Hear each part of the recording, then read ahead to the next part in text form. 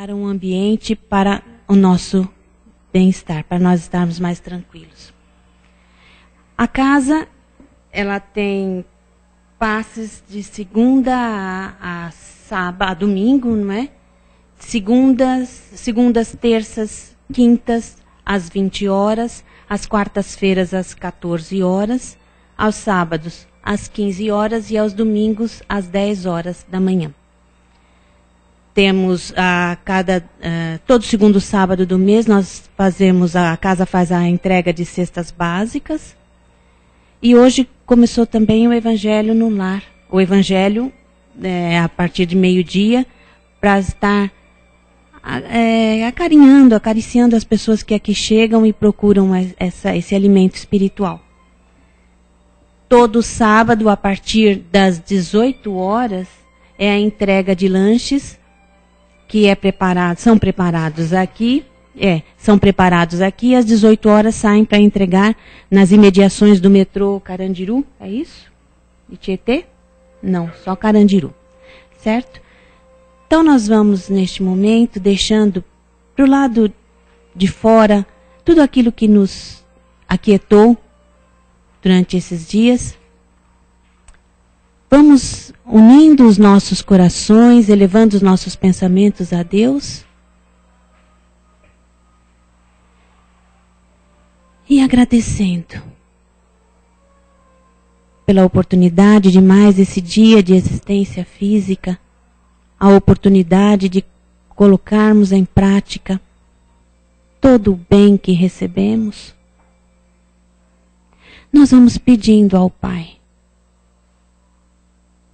Pai nosso que estais em toda parte. Permita, Senhor, que nós possamos, nesses momentos, nos fortalecer para que possamos, ao sair daqui, com muito amor no coração, possamos estar abraçando aquelas criaturas que conosco convivem e que possamos também, durante a semana, durante o dia a dia, nas situações da vida, dar o nosso melhor. Desta forma, nós vamos envolvendo com bastante carinho o Leonardo, que fará a exposição da tarde. Ele vai falar sobre o Pai Nosso, item 77 do livro Fonte Viva. Que ele seja bastante feliz.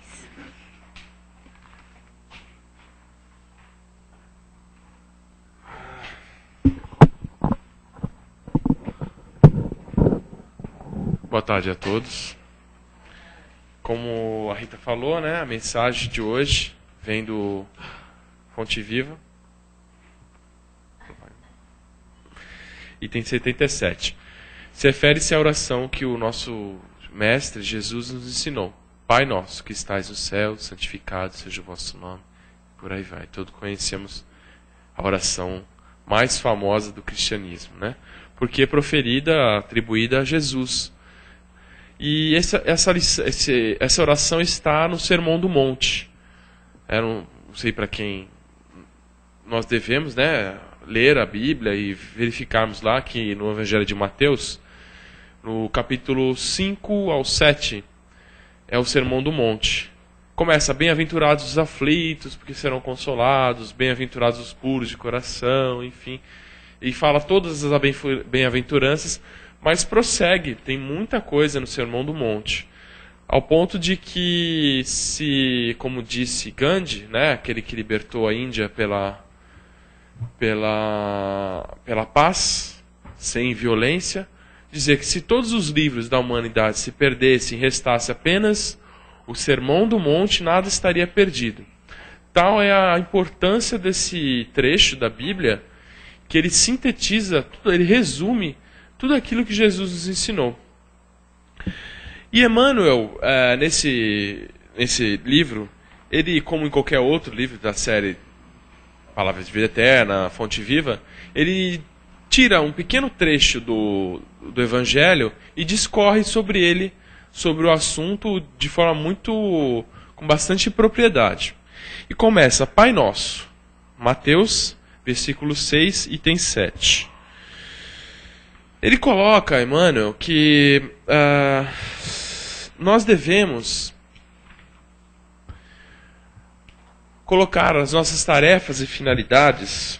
Vou até ler aqui para não dizer que eu estou inventando. Deus deve ser o princípio e a finalidade de nossas tarefas, para que o nosso trabalho não seja ruinoso ou inútil.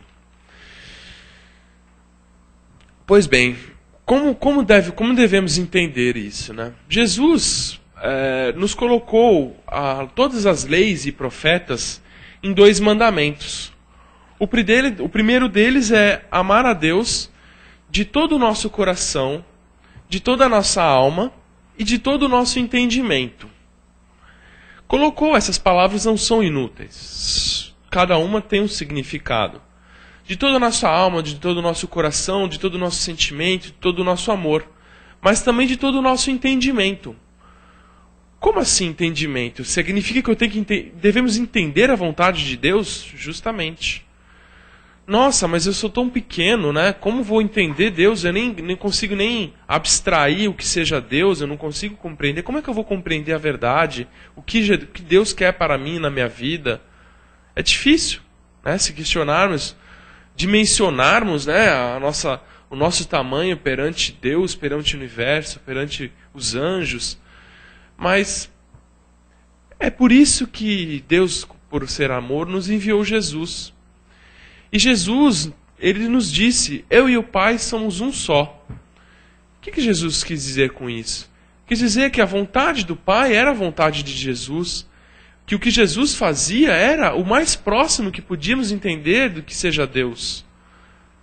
E disse ainda mais, quando se já encerrava a sua vinda aqui na terra, e dizendo que ia preparar um caminho depois, já antes de ser entregue para os fariseus e ser crucificado, Jesus fala para Tomé, eu sou o caminho, a verdade e a vida. Ninguém vai ao Pai se não for por mim.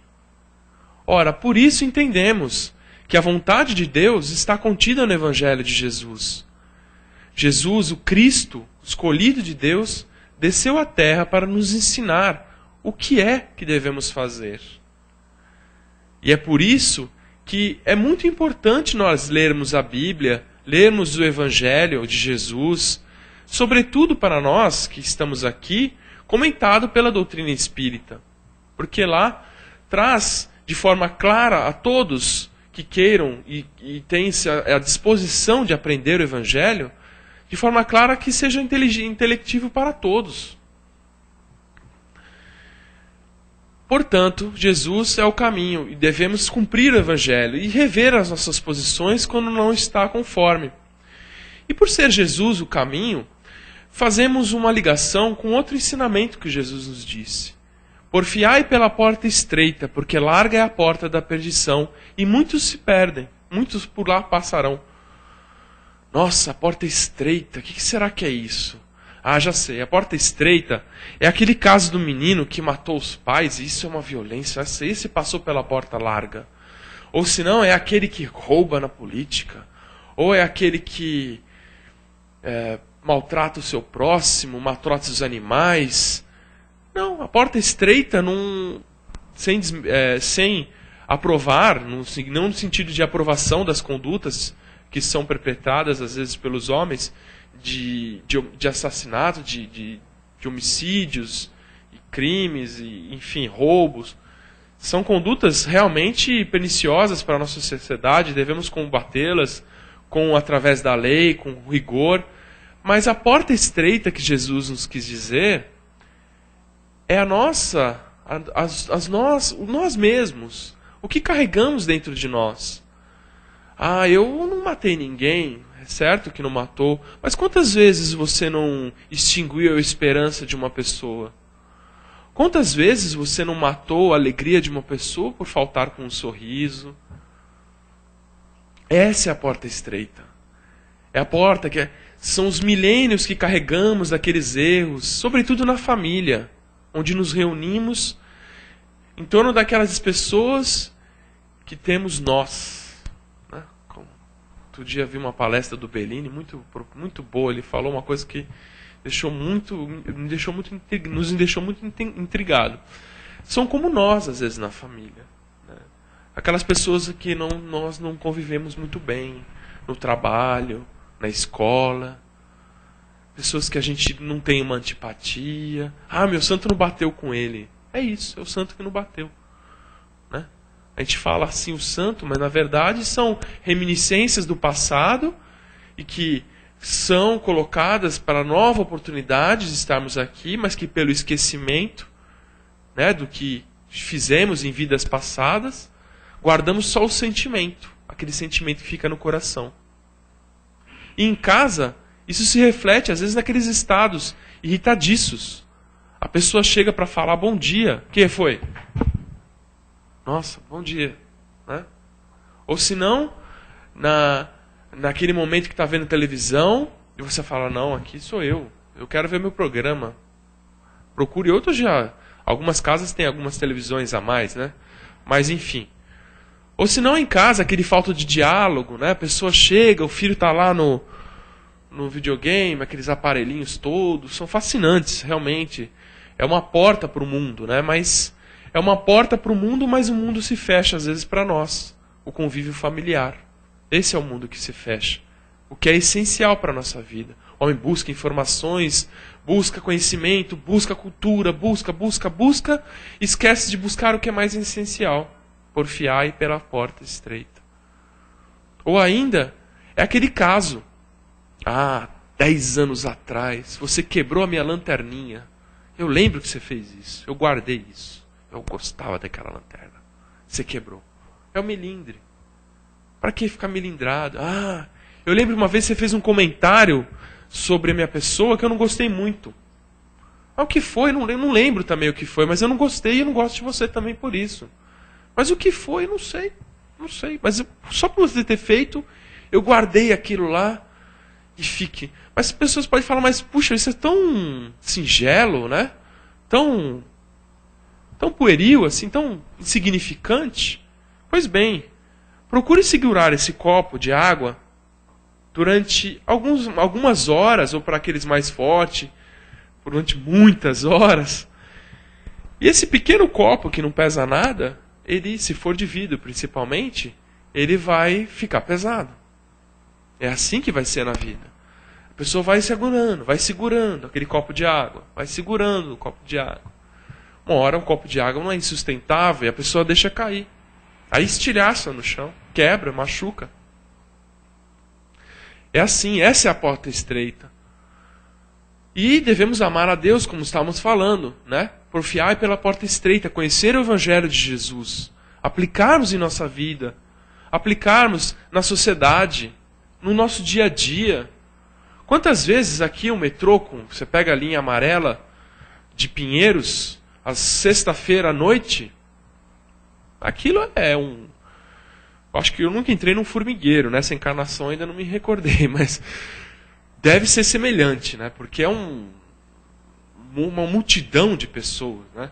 E aí, às vezes, você está andando, o seu pé é um pouco maior do que o pé na perna da outra pessoa, você tropeça na pessoa, a pessoa já vira e te xinga, bate. Isso. Você, com essas atitudes, aquilo que você veio para fazer, que é se melhorar, é se renovar, está sendo perdido no dia a dia. Não estamos aqui nos referindo aos grandes assassinos, estamos referindo a nós mesmos, na nossa vida cotidiana, no feijão com arroz diário, na família, na sociedade, no trabalho. Quantas vezes no trabalho aquela pessoa não vira motivo de chacota na escola, né? A menininha ali, tal, na escola. Aquilo, agora o pessoal rotula de bullying, né? O bullying. Nos Estados Unidos as pessoas até se matam pelo bullying, dão tiros, enfim. Mas a pessoa vai lá e atazana aquela pessoa. E geralmente são pessoas que se não se encaixam no padrão daquilo que nós convenhamos, tá, né? Convenhamos como correto, como normal. A pessoa foge um pouco, naturalmente nós já reprimimos, nós expulsamos, nós agredimos, porque não entendemos a pessoa. Aquilo não é conforme a nós, então repelimos. Pois bem, mas continua Jesus, a lição, dizendo que deve ser o princípio e finalidade de nossas tarefas. O que é o princípio e a finalidade? Significa que antes de iniciarmos qualquer atividade, seja um esporte, seja um estudo, um trabalho, ou mesmo o dia, ou a refeição, então, temos agradecer muito pela refeição, porque sabemos que o alimento às vezes falta para muitas pessoas. Então, agradecer a Deus, nos sintonizarmos com Deus. E uma maneira disso ser feito é através da oração. Oração é um ato de ligação com Deus. A oração, sim, mas não aquela oração, Pai Nosso que estás no céu. Aqui que eu estava falando mesmo, puxa, esqueci, deixa eu voltar lá para trás. Ave Maria, o ventilador, tá. Não. Tem que ser uma oração de sentimento, acreditar naquilo. Pai Nosso que estás nos céus, sentir a palavra. Jesus, quando veio para a terra, ele nos ensinou também que o seu evangelho não era meras palavras. Não eram palavras soltas ao vento, poesias para nós ficarmos admirando. Não. Primeiro que ele exemplificou o que ele ensinou. E segundo que ele nos disse que as suas palavras são verdade e vida. No sentido que o que Jesus ensinou é prático, é para a nossa vida e são as leis de Deus. Se seguirmos esse roteiro, colocaremos seu jugo nos nossos corações. Seu jugo é seu jugo, o jugo de suave e manso de Jesus. Suave só, né? É tanta coisa. O jugo suave de Jesus. Qual é o jugo suave de Jesus? É o amor. Jesus amou, simplesmente amou. Quando nós amamos, nos tornamos leves. Então, nos ligarmos a Deus através da oração, através do sentimento, viver aquelas palavras, sentir aquelas palavras, compreender as palavras. E assim, quando nos oramos para Deus, o socorro vem ao nosso alcance quando necessitamos. Ele vem através dos homens. Sim, Deus socorre os homens pelos homens. E os homens, às vezes, desencarnados, que já morreram, que as pessoas chamam de anjos da guarda, as pessoas chamam de espíritos, chamam espíritos protetores. Na verdade, são espíritos que já foram para o outro lado, compreenderam a verdade de Jesus, viveram essa verdade e hoje vêm ao nosso encontro para nos auxiliar. O Espiritismo explica muito bem isso no Livro dos Espíritos, o primeiro livro da codificação. Como é o socorro dos Espíritos, eles recebem as nossas orações e vão ao nosso encontro para nos dar as ideias, sugestões. Faça isso, meu irmão. Faça isso. Puxa, o que eu devo fazer? Faça isso. Vá por esse caminho. Saia desse caminho. Volte para o caminho correto. Continue. Continue. Você vai conseguir. Persista. Isso que os Espíritos fazem.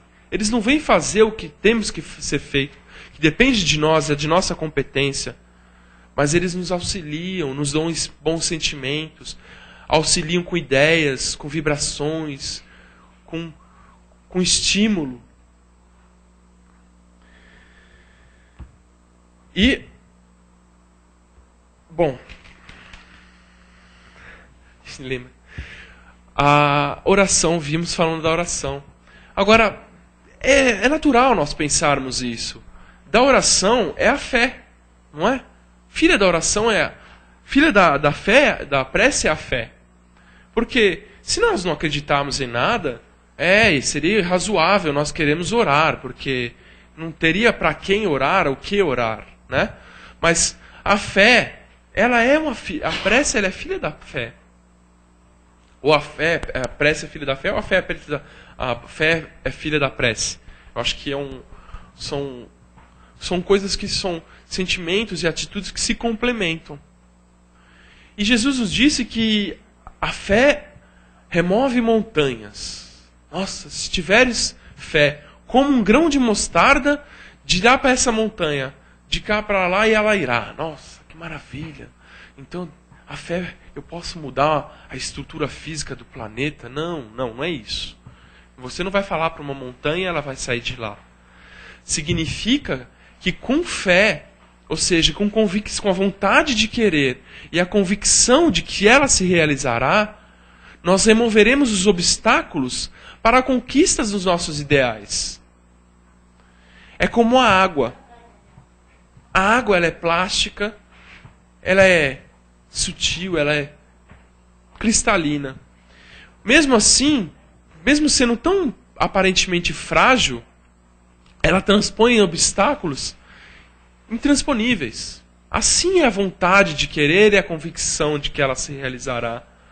Vejamos, quando, por exemplo, a água encontra um obstáculo, ela às vezes se esquiva e passa por ele. Consegue contornar aquela dificuldade que é nos apresentada, superar e continuar o seu caminho. Às vezes não consegue. O caminho está realmente obstaculizado. Mas ela cresce, transborda o obstáculo e passa por outro lado. Consegue vencer. No sentido que, às vezes, aquilo que nos é necessário cumprir não é no momento apropriado que façamos. Mas não devemos nos permanecer inertes. Devemos trabalhar dentro de nós, estudarmos, nos aprimorarmos, crescermos, até que aquele obstáculo seja transponível.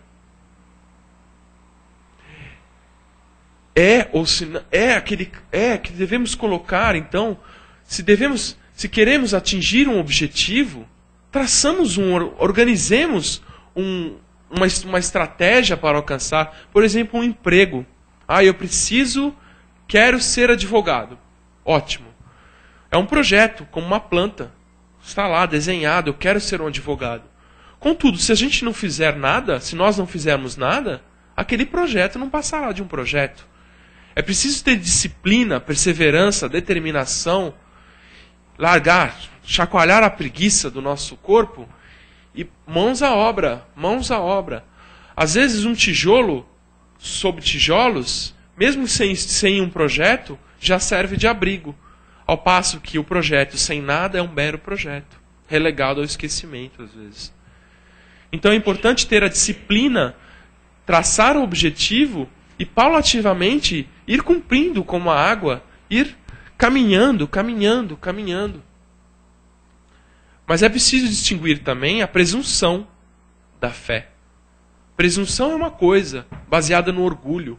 A confiança que nós temos em nós mesmos, eu sou capaz, é muito importante. Não devemos esquecer desse sentimento.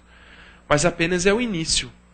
Porque para o presunçoso, para ele por si só se basta. Né? Por si só se basta. Ele basta por si só. Ele acredita que só ele é capaz de tudo. Só que nós sabemos muito bem que não é assim. Então vem a dificuldade, e ele sentindo que aquela situação não está no seu controle, ele se desespera.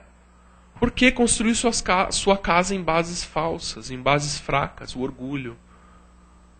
Ao passo que aí aquela certeza se torna dúvida, e o projeto rui. Por isso que o Emmanuel fala, associemos os nossos impulsos ao nosso trabalho a Deus, para que não seja ruinoso ou inútil. O presunçoso não faz isso. Mas aquele que entende Deus, ele sabe que deve continuar, que deve fazer. Mas a palavra final é de Deus. A sua vontade é soberana em nossa vida. Ele é Pai. Jesus não falou, Deus é Pai. Deus não quer o nosso mal. Não dá uma pedra a quem pede pão. Ou seja, Ele dá sempre aquilo que nós necessitamos. E se nós fomos merecedores daquilo que almejamos, vamos conquistar. Porque o momento de turbulência chegará para todos nós. Mas, confiantes em Deus, sabendo que para Deus nada é impossível, isso não será abalado. Teremos a paciência necessária para esperar o momento correto, como a água que transporta o obstáculo. Então, confiemos em Deus. E se porventura aquilo que nós queremos para nós não for atingido, Não nos revoltemos, não maldigamos Deus, porque Deus é Pai também, mas Ele é soberanamente justo e bom, e é a inteligência suprema do universo. Criou o universo e sabe muito bem o que é necessário para nós. Se nós não conseguirmos, é porque não devemos conseguir isso agora. É como entregar um carro para uma criança. A criança quer, óbvio. Deixa eu pegar o carro. Mas se pegar o carro vai se machucar, ou machucar outras pessoas. Então, no momento oportuno, a pessoa pode até ter. Mas naquele momento não é correto ter. Ou conquistar. Isso pode ser prejudicial. Mas diz Pai Nosso, devemos amar a Deus. E o segundo, uma forma de amar a Deus é amar ao próximo. Né? Jesus nos disse, tem uma passagem no Evangelho, no próprio Fonte Viva, diz assim, se alguém diz, foi atribuído a João, se alguém diz, eu amo a Deus, e aborrece ao seu irmão, é mentiroso.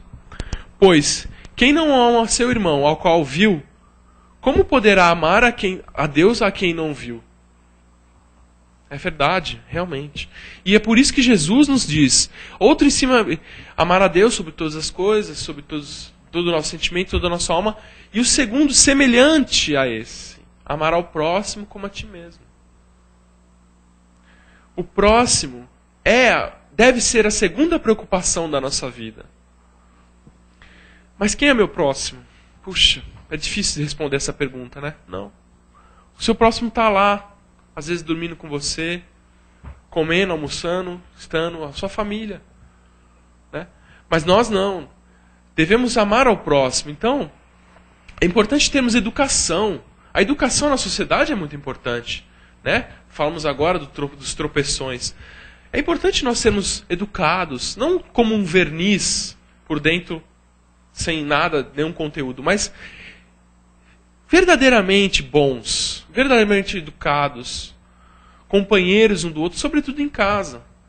Quem não gosta de ter uma pessoa que sorri para você, que conversa com você, que não levanta a voz, que num momento de discórdia conversa, não briga?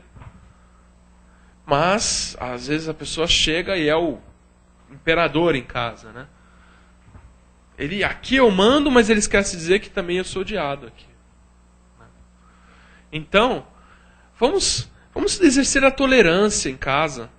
Puxa, meu irmão, ele realmente não sabe fazer isso. Ele não sabe que naquele momento eu não estou disponível para ninguém. Mas todo dia ele vai lá, abre a porta e fala boa noite. Você se vira e fala boa noite. Né? Não, você sabe que eu estou aqui. Não, boa noite, tudo bem. Olha, agora no momento eu não posso conversar, depois a gente fala. Tá bom? Tudo bem. Ou se não, chega em casa para a esposa, aquela esposa que você já está, sei lá, 10, 20 anos com ela. Aí você traz uma flor para ela. Nossa. A pessoa vai olhar e fala, mas o que aconteceu, né? Você está doente? Samuel brinca. Você está doente? O que você está querendo? Não estou entendendo. Você me trouxe uma flor? Sim, amor, eu te amo. Eu trouxe uma flor para você. Ou se não, o filho, pai, vamos brincar, filho, agora não dá, tem que trabalhar. Mas você trabalhou o dia inteiro, trabalhou a semana inteira, vamos brincar, vamos se dedicar um pouco também. Nesse momento de convívio, de conversa. Às vezes as pessoas sentam para almoçar, já sentam cada um na televisão, come, olha para a televisão, não conversa. Como é sagrado todos sentarmos à mesa, conversarmos, perguntarmos como foi o seu dia, trocarmos as impressões, fazer o evangelho do lar em casa. Como é importante trazer Jesus para o nosso lar, ler a Bíblia, conversar sobre a Bíblia com todos. Esse é o nosso próximo.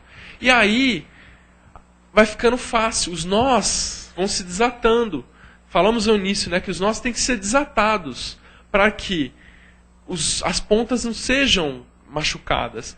Ao passo que se nós rompermos, aquilo não vai estar resolvido, vai estar rompido. Tem que ser resolvido tirando o nó, pacientemente. Aí dizíamos lá atrás que devemos ter persistência, fé em conquistar as coisas. É lícito que o homem busque engrandecer-se culturalmente, artisticamente, mas se ele guardar isso só para si, será só um adorno. Os talentos conquistados devem ser distribuídos, multiplicados, não enterrados. Isso se reflete na vida prática. É muito claro isso. É natural nós queremos ficar ao redor de pessoas amáveis, tranquilas, como Jesus. Jesus, em várias passagens do Evangelho, diz que era rodeado por uma multidão de pessoas. Não era uma ou duas, era uma multidão. Todo mundo queria estar com Jesus. Jesus era alegre. Ele acolhia aquelas pessoas que eram rejeitadas, que ninguém dava um ceitil para ela. Não, ele ia lá, curava, amava, ensinava, abraçava, ria. Como Jesus devia ser maravilhoso. E era o Cristo, né? Os seus olhos brilhavam mais que um farol, era uma coisa maravilhosa. Ele era bonito, ele era exemplar para a nossa humanidade. Né? Pessoa simples, humilde, não tinha essas coisas que nós temos, né? De soberba. Não, ele estava lá no povão, ajudando o pessoal, falando com os pescadores, né? Com o Pedrão, né? Com os pecadores, principalmente, né? Com aqueles que erravam na vida. Mas aquele que não ama a Deus, pelo contrário, não ama o próximo, pelo contrário. É fácil perceber, porque quando o outro tem uma coisa boa, ele olha e fala, putz, esse cara não vale nada, e tem tudo isso aí, hein? Meu Deus do céu. É inveja. Né? Não consegue. Aquele que não ama o próximo não consegue. Onde tem que ser prestígio, vem inveja. Não, esse cara não merece. Mas ele merece, ele é bom, mas não acho. Ou senão, quando a pessoa, puxa, eu vim aqui na centro espírita, sabe? Eu estou querendo fazer o bem, essa encarnação está perdida. Pode esquecer, só na próxima.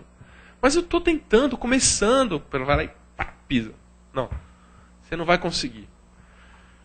Pelo contrário, em vez de olhar as qualidades, ele só critica, fala, você é ruim, você não sei o quê, você não sei o quê. Por quê? Porque ele não ama a si. Mas ele esquece, nós esquecemos, que quando criticamos no outro aquilo que vemos, é porque nós temos dentro de nós mesmos. Está todo mundo no jogo aqui, no planeta. O planeta, ele é um planeta na escala X de graduação de evolução. É um planeta de provas e expiações, passando para a regeneração. Mas, na verdade, traduzindo isso, é um planeta cheio de pessoas que ainda são ciumentas, que ainda são orgulhosas, são vaidosas, são egoístas, em maior ou menor grau. Desde aquele delinquente na cadeia, ao sumo pontifício, o Papa, eles têm, com todo respeito, acho que é passada na internet, mas com todo respeito, e o próprio Francisco, o Papa Francisco, é uma pessoa assim, extremamente carismática e parece ser uma pessoa muito humilde, simples. Ele reconhece isso, que não julga, não somos nada para fazer, se nem Jesus julgou, né? Então, não devemos atirar a pedra na pessoa. Jesus não tirou pedra nenhuma. Muito pelo contrário, ele disse, vai, não peques mais. E aquilo que guardamos, enxergamos no outro, a trave no nosso olho, é geralmente a trave, o cisco que tem no olho da outra pessoa. A gente olha o defeito daquela pessoa e aquilo nos incomoda, porque reflete em nós. Eu também sou assim, só que eu não quero tirar a trave do meu olho e jogo pedra na pessoa. Não pode. A gente tem que ajudar o próximo. E quem compreende o Evangelho, o que faz? Faz a reforma íntima. Faz a construção do reino de Deus em nossos corações. Que é isso? É a reforma íntima, é aceitar aquele homem velho que nós tínhamos e irmos burilando. Não, eu não vou mais ser impaciente, hoje eu não vou falar mal de ninguém, eu não vou falar mal do governo, eu vou ajudar o próximo, eu vou sair na rua e vou distribuir pão. Eu vou chegar em casa e vou trazer um pão de queijo para minha esposa. Eu não vou mais gritar com ninguém, eu não vou ser mais irritadiço. E assim a gente vai se reformulando, reformulando. E se nós aliarmos a reforma íntima ao amor ao próximo, colocando Deus sobre todas as coisas e o próximo como segunda preocupação, estaremos envolvidos no amor de Deus, no amor universal. E aí é certeza que venceremos na vida. Muita paz a todos.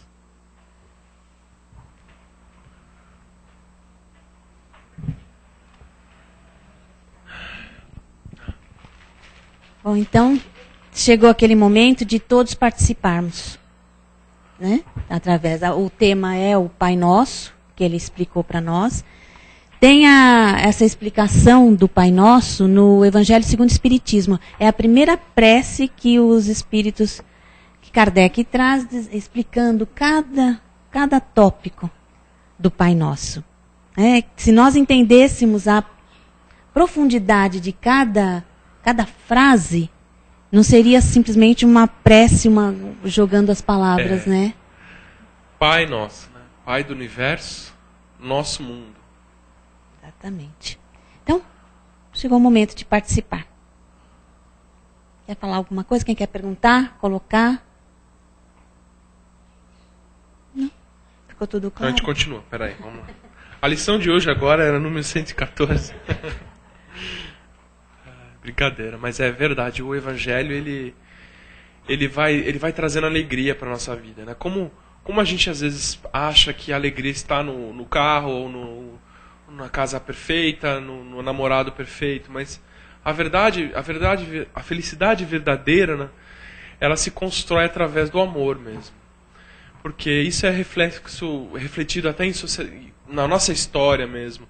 Quando o homem iniciou o capitalismo e buscava avidamente o lucro da Revolução Industrial, aquilo foi de uma forma tão desequilibrada, tão ambiciosa, tão gananciosa, que colocavam-se crianças para trabalhar em máquinas e por horas trabalhando a fio. Isso gerou graves problemas sociais, doutrinas como o anarquismo, enfim, revoluções, greves. Isso é uma forma de exemplificar que a busca da felicidade deve ser compartilhada com todos. Enquanto nós só vemos o egoísmo dentro de nós não enxergamos o próximo e chegamos a desestruturar a sociedade. Ao tal ponto da ganância do egoísmo do homem, né? Mas vem o direito, a lei dos homens, e a lei dos homens ela vai se moldando à lei de Deus. Então, surgem coisas como dignidade da pessoa humana, valor social do trabalho. Isso são reformulações, conquistas da nossa sociedade, mas que, na verdade, refletem aquilo que Jesus nos ensinou. O que é a dignidade da pessoa humana? Ora, o que eu quero para mim, eu quero para o outro. Se eu quero dignidade para mim, eu quero que o outro tenha dignidade também. E tendo dignidade, a dignidade é reflexo da felicidade. O que é felicidade? É o bem-estar físico, espiritual. E o bem-estar espiritual, ele é acompanhado da vida em harmonia com a sociedade, né? Porque o verniz da civilização, a civilização high-tech, é uma civilização que tem computadores, que tem iPods, não sei o quê, eu nem sei os nomes todos, mas é uma civilização ainda carente de amor. Converse com as pessoas na rua. As pessoas falam como se nunca tivessem falado na vida. Porque estão carentes. Porque não tem com quem falar. Tem um computador, uma telinha para escrever. Não vê a pessoa, não sente o calor humano, não abraça, não sorri. Porque o computador não faz nada disso. O cérebro eletrônico, tem até uma musiquinha da Bibi, não sei o que lá. Não lembro o nome dela também, que é Bibi Ferreira, eu acho. Cérebro eletrônico, faz tudo, faz quase tudo. Mas ele não dança, ele não canta, ele não... Né? É isso.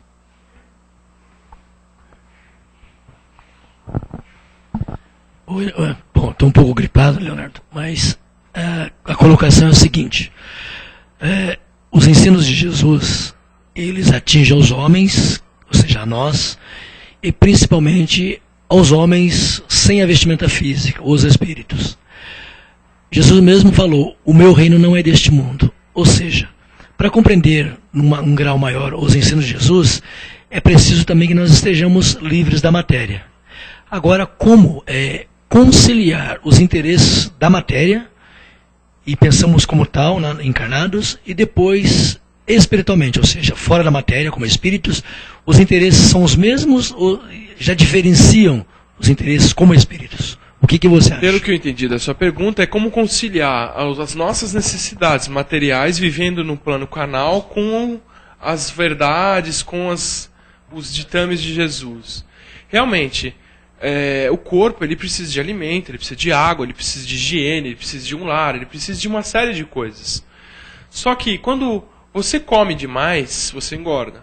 E quando você engorda, você tem problemas de saúde.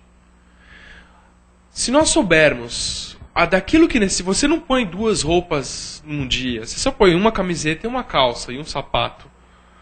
Você não toma mais de 50 banhos por dia, você toma 1, 2, máximo 3, acredito eu. Né? Você come um prato de cada vez, você não come 10 mil pratos de cada vez.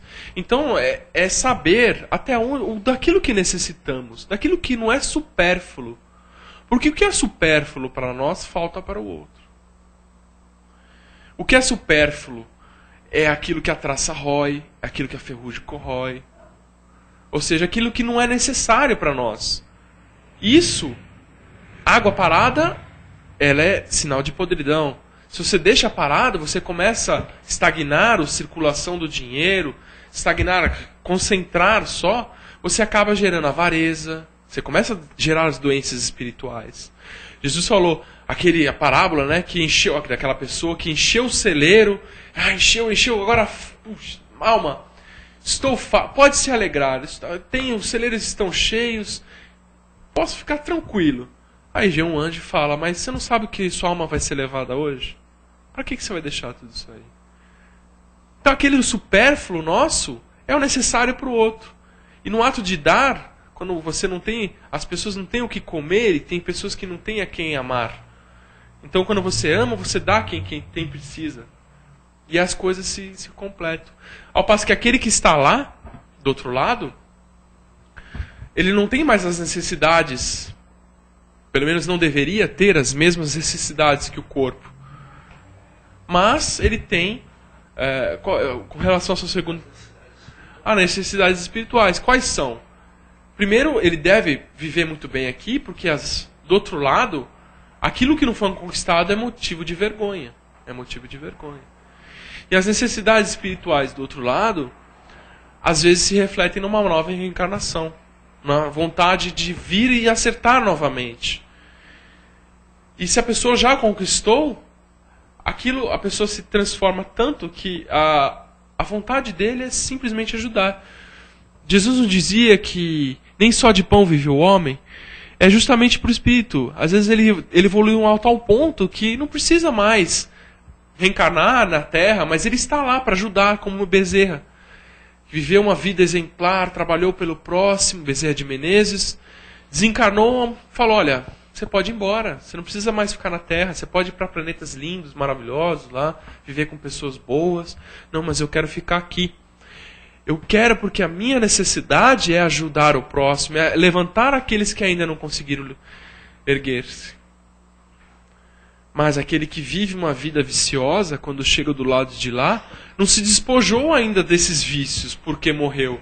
Eu morri e virei santo. Ninguém morre, ninguém vira santo quando morre. As mesmas necessidades e limitações são levadas para o outro lado. Por isso que é muito importante aproveitar a reencarnação. Aproveitar para chegar lá brilhando. É a parte do evangelho, da prece, que diz, venha a nós o vosso reino. Não é que o reino de Deus vai vir, nós é que vamos construir esse reino aqui. Venha a nós o vosso reino. É um trabalho nosso. Sim. Construir o reino de Deus aqui na Terra. Né? Leonardo, o Dalmo, ele pergunta, como passar a porta estreita quando nos sentimos culpados por algumas coisas que fizemos na vida? Dalmo, boa noite, boa tarde. Olha, obrigado pela pergunta. A participação é muito importante. A culpa, ela é um sentimento que não deve existir no homem, realmente. Quando nós nos sentimos culpados, significa que nós estagnamos muitas vezes naquele erro. Errar faz parte, nós erramos mesmo. Tanto que às vezes o aprendizado depende do erro. Depende de nós experimentarmos aquela dificuldade e por nossa ignorância, não é maldade, é ignorância do que seja certo ou errado, nós cometemos, tropeçamos. Mas o importante é levantar. A culpa, ela só atrai espíritos que querem nos derrubar. Né? Outras religiões chamam de diabo, e nós chamamos de obsessores. São aqueles espíritos que não conseguiram vencer na vida, não querem vencer na vida e não querem que outras pessoas vençam na vida. Então, sentir-se culpado é colocar uma pedra na cabeça de forma que você não consegue levantar os olhos e prosseguir, ou se levantar. Não se sinta culpado por nada. Não erre. Lógico, erre menos. Procure se arrepender daquilo que você fez. Não, eu não devo fazer isso. Reconheça seu erro. Mas o erro, o reconhecimento é o ponto de partida para a transformação. A culpa é o retrocesso. Não precisa sentir culpa. Porque todos nós erramos. Isso faz parte da humanidade. Ainda. E a gente precisa. A porta estreita, na realidade, é a passagem pela qual nós todos teremos que fazer, né? Como passar pela própria porta estreita é justamente isso. Pode falar, Rita. Não fala você. Quando você ouve vê no metrô, está escrito assim, que se acontecer alguma coisa, você se desfaça de todas as sacolas, de tudo aquilo que não for necessário, porque a estrada até a estação, ela é estreita. Se você tiver carregado daquilo que não é útil, de remorso, exatamente. Agora, não quer dizer que nós estamos aqui para ser. Não somos perfeitos. Então, a culpa ainda faz parte do nosso crescimento. Não deveria. Mas se nós ainda estamos carregando, ele fala, para passar pela porta estreita é preciso se livrar de todas essas coisas que nos são inúteis. Jesus falou, vai, né? Vai e não peque mais. Vai. Pode ir. Só não erra de novo. Você já aprendeu com erro. Não precisa errar de novo. Erre de outra forma, mas não assim. Não de preferência, não. Então, obrigada. Não deu nada.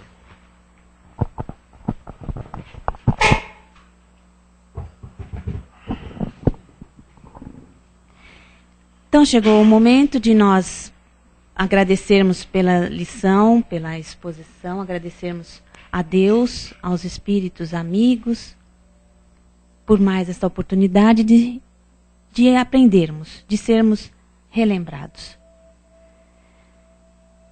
E a melhor maneira de nós agradecermos é exatamente doando, vibrando. Doando aquilo que nós temos já de melhor no nosso coração. É por isso que nós vamos vibrar pela paz no mundo. Para que o ensinamento de Jesus, ou os ensinamentos de Jesus, possam penetrar o coração de todas as criaturas. Independente da crença. Porque ele não fundou nenhuma religião. O que Jesus disse é que fora da caridade não há salvação. E quando colocou amar a Deus sobre todas as coisas e ao próximo como a ti mesmo, como a si mesmo, já nos orientou o que devemos fazer. Por isso nós vamos vibrar, Senhor, por todos os lares da terra.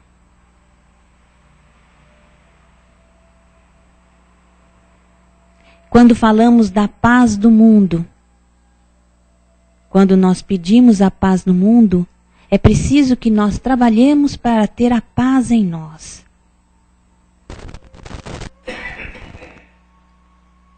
Vibremos por aqueles nossos queridos que estão nos lares, que não puderam vir aqui. Vibremos, Senhor, para que eles possam também ser tranquilizados.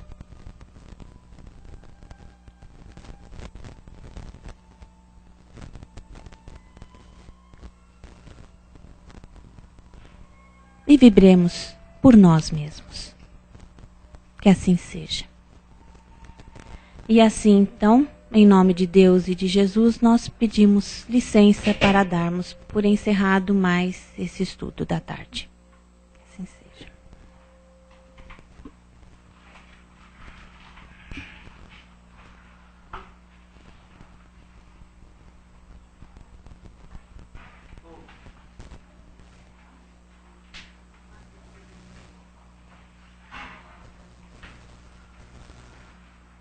Paulinha dormindo.